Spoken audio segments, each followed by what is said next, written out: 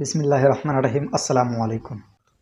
اللہ تعالیٰ قرآن مجید میں ارشاد فرماتے ہیں، سورہ نساء میں 2 بار ہے۔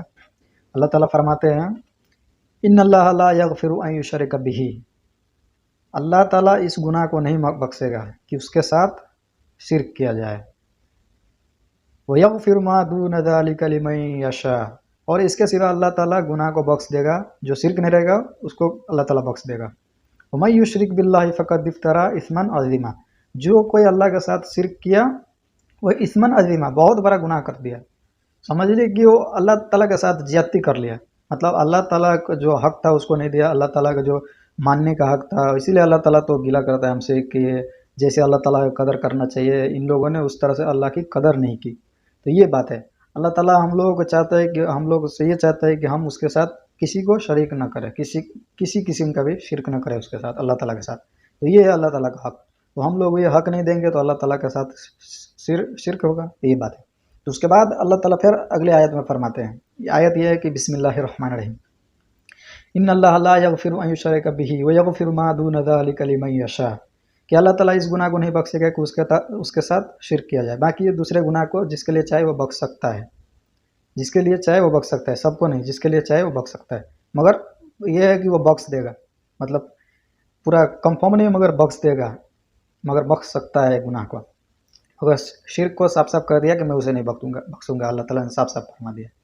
اس کے بعد اللہ تعالیٰ کیا فرماتا ہے، وَمَن یُشْرِکْ بِاللَّهِ فَقَدْ ضَلَّ ضَلَالًا بَعِیدًا، کہ جو کوئی بھی اللہ کے ساتھ شرک کرے گا وہ تو سمجھو کہ ضَلَّ ضَلَالًا بَعِیدًا، وہ بھٹک گیا، بہک گیا، اور سمجھو کہ رستے سے پورا ناواقف ہو گیا، اس کو رستہ ہی نہیں پتہ ہے، مطلب وہ اندھے بہرے گم گئے، جیسے اللہ تعالیٰ فرماتے ہیں سورہ بقرہ آیت نمبر 18 میں کہ سُمٌّ بُکْمٌ عُمْیٌ فَہُمْ لَا یَرْجِعُونَ، کہ یہ لوگ گونگے بہرے اندھے ہیں، یہ لوگ لوٹ ہی نہیں سکتے جس طرح سے۔ تو جو اللہ تعالیٰ کے ساتھ شرک کرے گا وہ سمجھو گونگے بہرے اندھے بن گئے، وہ لوٹ ہی نہیں سکتے اللہ تعالیٰ کی طرف، مگر الا ماشاء اللہ، اللہ تعالیٰ چاہے تو اللہ تعالیٰ کی طرف لوٹ سکتے ہیں، مگر اچھے اعمال کیے، شرک سے بچے تو انشاءاللہ اللہ تعالیٰ کی طرف وہ لوٹ جائیں گے، مگر شرک جب کرتے رہیں گے تو اللہ تعالیٰ کے طرف لوٹنے کا کوئی سوال ہی پیدا نہیں ہوتا ہے۔ رسول اللہ صلی اللہ علیہ وسلم کا حدیث ہے کہ رسول اللہ صلی اللہ علیہ وسلم نے فرمایا کہ اللہ تعالیٰ فرماتے ہیں کہ اے میرے بندو گناہوں سے زمین آسمان کو بھر دو، اگر تمہارے اعمال میں شرک کی آمیزش نہیں ہوا تو میں اس قدر مغفرت کے ساتھ پیش آؤں گا۔ اللہ تعالیٰ فرما رہے ہیں، اس میں رسول اللہ فرما رہے ہیں کہ اللہ تعالیٰ فرماتے ہیں کہ تمہارے جتنے بھی برے اعمال رہے گا اس سے کوئی فرق نہیں پڑتا ہے، مگر اس میں شرک نہیں رہنا چاہیے۔ قیامت کے دن جو شرک لے کے جائے گا اللہ کے بارگاہ میں اس سے معافی نہیں ہے، اس لیے کہ رسول اللہ نے فرمایا، اللہ تعالیٰ نے رسول اللہ کے زبان سے ایک کلمات جاری کیا ہے، اللہ تعالیٰ نے رسول اللہ کے ذریعے ہم لوگوں کو آگاہ کر دیا ہے کہ شرک سے بچو، شرک is the most issue in the sight of Allah, Allah کے نزدیک سب سے زیادہ سوچنے والا بات شرک ہے۔ اللہ تعالیٰ قرآن مجید میں سورہ مائدہ آیت نمبر 72 میں اللہ تعالیٰ فرماتے ہیں کہ لقد کفر الذین قالوا ان اللہ هو المسیح ابن مریم، کہ وہ لوگ کفر کر رہے، وہ لوگ کافر ہو گئے کہ جو یہ کہتے ہیں کہ مسیح ابن مریم مطلب عیسیٰ علیہ السلام ہی اللہ ہے، جبکہ وقال المسیح یا بنی اسرائیل اعبدوا اللہ ربی و ربکم، جبکہ عیسیٰ علیہ السلام تو کہتے تھے کہ اے بنی اسرائیل کی عبادت کرو اللہ کی، جو میرا بھی رب ہے اور تمہارا بھی رب ہے۔ انہ من یشرک باللہ فقد حرم اللہ علیہ الجنہ ومأواہ النار وما للظالمین من انصار، اور بے شک جو لوگ اللہ تعالیٰ کے ساتھ شرک کرتے ہیں اللہ تعالیٰ اس پر جنت کو حرام کر دیا ہے، وہ جنت میں کبھی جا ہی نہیں سکتے، نیور، کبھی بھی نہیں جا سکتے وہ جنت میں۔ ومأواہ النار، اور اس کے لیے دوزخ کا آگ ہے۔ وما للظالمین من انصار، اور ایسے ظالم لوگوں کے لیے کوئی مددگار نہیں ہے ادھر، قیامت کے دن ایسے ظالم لوگوں کے لیے کوئی مددگار نہیں ہے۔ ظالم کیوں؟ اللہ تعالیٰ نے اس کو ظالم کیوں کہا؟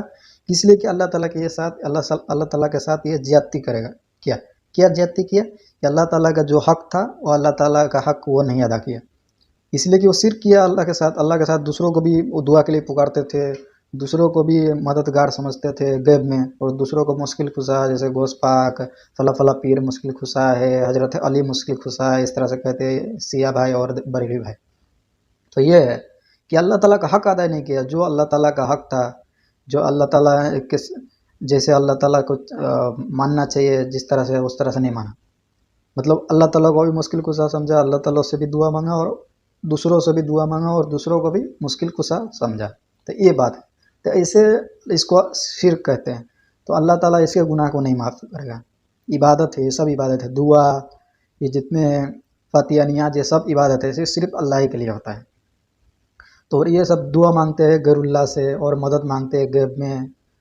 اللہ تعالیٰ قرآن میں فرماتے ہیں ہم نے انسان کو پیدا کیا اور جو وسوسہ اس انسان کو نفس دیتا ہے اسے میں بہتر جانتا ہوں۔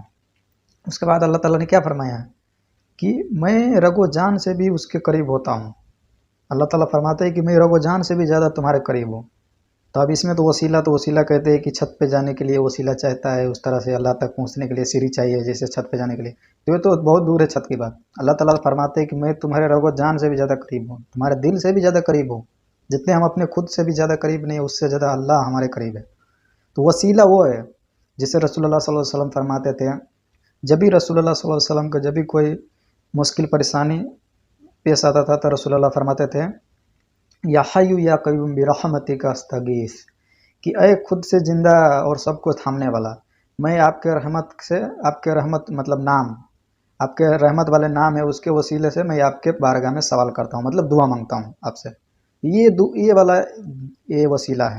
اور حدیث میں اور بھی وسیلہ ہے جو حدیث سے ثابت ہے، وہ وسیلہ ہوگا نا، وسیلہ وہی ہوگا نا جو رسول اللہ نے حدیث میں بتایا ہے، وہی وسیلہ ہوگا نا، کہ اپنے مرضی سے وسیلہ بنا لو، کہ فنا بابا کے، علی رضی اللہ عنہ کے، جیسے سیاہ مانگتے وسیلہ وغیرہ وغیرہ وسیلہ بناتے ہیں، جیسے بریلوی بھائی وسیلہ بناتے ہیں، تو یہ وسیلہ نہیں ہوگا نا۔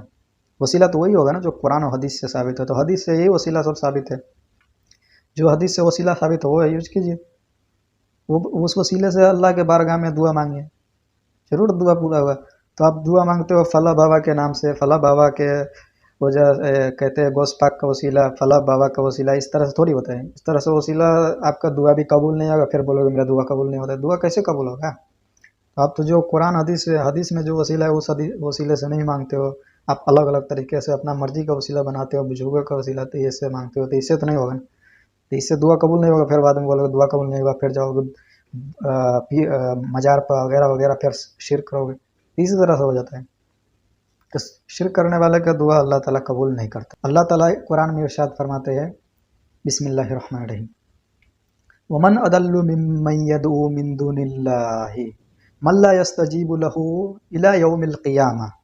اللہ تعالیٰ فرماتے ہیں اس سورہ میں کہ اس سے بڑھ کر گمراہ کون ہے، اس سے بڑھ کر سرکس کون ہے، کہ وہ اللہ تعالیٰ کو چھوڑ کر ایسے چیزوں کو پکارتا ہے، ایسے لوگوں کو پکارتا ہے کہ قیامت تک اس کے دعا کو قبول نہیں کر سکتا ہے۔ وَهُمْ عَنْ دُعَائِهِمْ غَافِلُونَ، اور وہ اس کے دعا سے غافل ہے، اس کو پتہ نہیں ہے کہ مجھے پکارا جا رہا ہے۔ اب بتائیے، اللہ تعالیٰ فرما رہا ہے کہ تم ایسی چیز کو پکارتے ہو کہ وہ تمہارے دعا قیامت تک نہیں قبول کر سکتا ہے۔ آج کل کا تو بات چھوڑو، قیامت تک تمہارے دعا قبول نہیں کر سکتا ہے۔ وَهُمْ غَافِلُونَ، اور وہ تمہارے دعا سے غافل ہے۔ اب بتائیے، اللہ تعالیٰ فرماتے ہیں کہ وہ تمہارے دعا سے غافل ہے، اس کو پتہ نہیں ہے کہ وہ دعا کوئی بھی اس سے دعا بھی کوئی بھی اس سے کر رہا ہے، اس سے کوئی دعا بھی مانگ رہا ہے، اسے پتہ ہی نہیں۔ اب اس سے بڑا مطلب ہم لوگوں کے لیے نالائکی، بے وقوفی کون سا بات ہو سکتا ہے جو ہم لوگ دعا مانگتے ہیں اللہ کے سوا کسی اور سے۔ اب دیکھیے، اب اس میں دعا کا الفاظ ہے تو اعلیٰ حضرت صاحب نے اس کا ترجمہ کیا ہے کیا؟ پوجا، عبادت کا ترجمہ کیا ہے۔ مطلب دیکھیے، جہاں جہاں دعا کا الفاظ ہے، جہاں جہاں پکارنے کا الفاظ ہے، وہاں وہاں عبادت کا الفاظ کیا ہے اعلیٰ حضرت صاحب نے۔ تب وہ بریلوی بھائی کہے تو میں تو کسی کو پوچھتا نہیں ہوں، ہم تو کسی کو پوچھتے نہیں ہیں، ابھی اس طرح سے ہو جائے گا، تو وہ اعلیٰ حضرت کا ترجمہ چھوڑ کے کسی اور کا ترجمہ پڑھے گا تب تو اسے پتہ چلے گا نا کہ یہاں ترجمہ میں یہ ڈنڈی ماری ہے۔ اللہ تعالیٰ قرآن میں فرماتے ہیں اعوذ باللہ من الشیطان الرجیم بسم اللہ الرحمن الرحیم۔ اللہ تعالیٰ قرآن میں فرماتے ہیں وقال ربکم ادعونی استجب لکم، کہ اے میرے بندو مجھ سے مانگو، میں تمہارے دعا کو قبول کروں گا۔ اب بتائیے، اب آگے دیکھیے اللہ تعالیٰ کیا فرماتے ہیں کہ اللہ تعالیٰ اس کے بعد اللہ تعالیٰ فرماتے ہیں ان الذین یستکبرون عن عبادتی۔ اب دیکھیے وہاں کیا بات ہو رہا تھا دعا کا، مگر ادھر اللہ تعالیٰ نے کیا فرما دیا، ان الذین یستکبرون عن عبادتی، جو لوگ تکبر کرتے ہیں، مجھ سے دعا نہیں مانگتے، عبادت یہاں دعا کو کہہ دیا اللہ تعالیٰ کہ جو میرے عبادت سے منہ پھیرتے ہیں، میری عبادت نہیں کرتے، مطلب مجھ سے دعا نہیں مانگتے، سیدخلون جہنم داخرین، تو اسے اللہ تعالیٰ جہنم میں داخل کرے گا، یعنی اس میں سیدخلون ہے مطلب ان قریب، مطلب تاکید ہے اس میں कि अनकरीब उसे दोजख में दाखिल करेगा अल्लाह ताला। ऐसा ही नहीं, जलीलो ख्वार करके दोजख में डालेगा, दाखिरीन जलीलो ख्वार करके दोजख में डालेगा। अल्लाह ताला हमें इस बदतरीन गुनाह से बचाए, क्योंकि दुआ अल्लाह के सिवा किसी से नहीं हो सकता। और ये आयत रसूलुल्लाह सल्लल्लाहु अलैहि वसल्लम ने अपने इस हदीस में बयान किया है कि अद्दुआ हुवल इबादत, दुआ ही इबादत है। मतलब अल्लाह ताला ने इसको इशारतन कह दिया है कि दुआ इबादत, और रसूलुल्लाह इसको खोल के सब लोगों को फरमा दिया कि दुआ इबादत है। अब मसला ही क्लियर हो गया। जब रसूलुल्लाह ने फरमा दिया है तो हम लोगों को तफसीर करने की ज़रूरत ही नहीं है। ये तो पूरा क्लियर हो गया कि दुआ इबादत है, दुआ किसी का नहीं हो सकता है, मतलब इबादत किसी का नहीं हो सकता, इसलिए कि दुआ इबादत है, दुआ सिर्फ अल्लाह से मांग सकते हैं हम। इसमें ताकीद वाला जुमला है, इसमें दम वाला जुमला है। हुआ 2 बार आया है, तो मतलब इसमें एक दम है कि दुआ अफजल तरीन इबादत है, दुआ इबादत है अफजल तरीन, आम इबादत नहीं, अफजल तरीन मतलब बेहतरीन इबादत दुआ है। तो ये तो पूरा मुसलमान मानते हैं कि इबादत किसी का नहीं हो सकता है। तो जब रसूलुल्लाह सल्लल्लाहु अलैहि वसल्लम ने फरमा दिया है कि दुआ इबादत है, बेहतरीन इबादत दुआ है, तो हम किसी और से कैसे दुआ मांग सकते हैं? और जो मदद मांगते हैं गैब में, उसको भी दुआ कहते हैं। कि किसी को कहते हैं कि मेरी मदद कीजिए, या गोश पाक मेरी मदद कीजिए, या अली रज़ी अल्लाह अन्हु मेरी मदद कीजिए, तो ये गैब में हम पुकार रहे हैं, तो ये दुआ है। और दुआ सिर्फ अल्लाह से मांग सकते हैं, क्योंकि दुआ इबादत है, ये रसूलुल्लाह का फरमान है। तो इस तरह से मतलब हम लोग में यहूद व नसारा की खराबी पैदा हो रहा है धीरे धीरे। तो हम गुजारिश करूँगा मैं कि सब भाई सुधर जाए और शिर्क से बचे, कि अल्लाह ताला शिर्क करने वालों को बहुत बदतरीन अजाब देने वाला है क़यामत के दिन।